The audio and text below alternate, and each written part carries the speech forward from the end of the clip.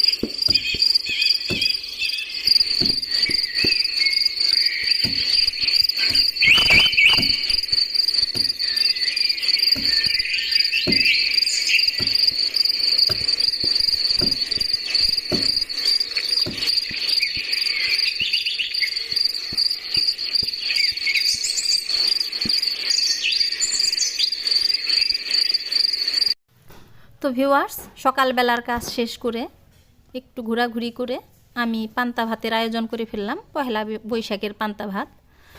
তো গ্রামের বাড়িতে আছি বিধায় এখানে ইলিশ মাছের ব্যবস্থা করা যায়নি। ইলিশ মাছের কাজটা নোনা ইলিশ দিয়ে চালিয়ে দিলাম। তো আমি সবাইকে খাইয়ে দিচ্ছি আজকে।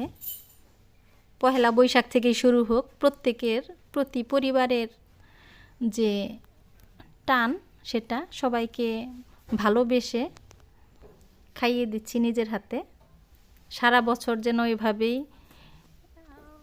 ভালোবাসায় পরিপূর্ণ থাকে আমার পরিবার। প্রত্যেকের কাছে আশীর্বাদ চাচ্ছি, প্রার্থনা করবেন আমরা যেন এভাবেই ভালো থাকতে পারি সারাটি জীবন, সারাটি বছর। তো পহেলা বৈশাখ সবার জন্যই ভালো কাটুক, আনন্দে কাটুক, এই প্রত্যাশা করি সব সময়। সকালবেলার পান্তা ভাত খাওয়া শেষ করে আমাদের বাসায় আজকে আমাদের বাড়িতে গাছ কাটা হচ্ছে। দুটো গাছ একদম উপরের দিকে নষ্ট হয়ে গিয়েছিল, অনেক পুরনো গাছ, ভিতরে খোলা হয়ে গিয়েছিল, যার জন্য কাটতে হচ্ছে। না হলে সামনে ঝড়ের দিন আসছে, গাছটা পড়ে যে কোনো টাইমে ঘর ভেঙে যেতে পারে। গাছটা কাটতেও খুব কষ্ট হচ্ছে, আম গাছ। তো কাটা হচ্ছে। এরপর দুটো গাছের পরিবর্তে আমি চিন্তা করেছি 10টা আম গাছ লাগাবো, পারি যেন করতে। এই কাজের ঝামেলায় তেমন কিছু রান্নাবাড়া করতে পারিনি। দুপুরের আয়োজনে আছে ভাত আর খাসির মাংস। এই দিয়েই আজকে আমাদের পহেলা বৈশাখ চলবে। সবাই ভালো থাকবেন, সবার পহেলা বৈশাখ ভালো কাটুক, আনন্দে কাটুক, আনন্দের রং লাগুক সবার মনে। ধন্যবাদ সবাইকে।